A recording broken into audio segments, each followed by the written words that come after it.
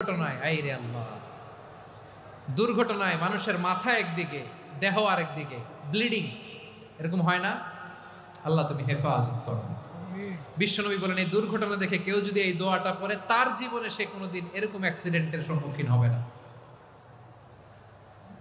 শুনবেন, বিশ্বনবী বলেন, অন্যের বিপদ দেখে কেউ যদি পড়ে, আলহামদুলিল্লাহিল্লাযী আফানি মিম্মা বতালাকা বিহি ওয়া ফাদ্দালানি আলা কাসীরিন মিম্মান খালাকা তাফদীলা, মানে প্রশংসা সে আল্লাহর, যে আল্লাহ তাআলা তোমাকে যেই জিনিস দিয়ে পরীক্ষা করেছে আমাকে ওইটা থেকে বাঁচিয়ে দিয়েছে।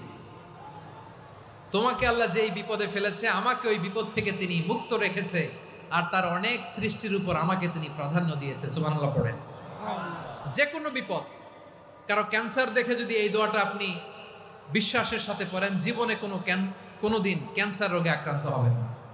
দুর্ঘটনা দেখে যদি পড়েন, ওই দুর্ঘটনা আপনাকে স্পর্শ করবে না। যে কোনো কারো বিপদ দেখে যদি কোনো বিশ্বাসী বান্দা এই দোয়া পড়ে, বিশ্বনবী বলেন, লাম ইউসিবহু যালিকাল বালা, ওই বিপদ তাকে আর ধরবে না।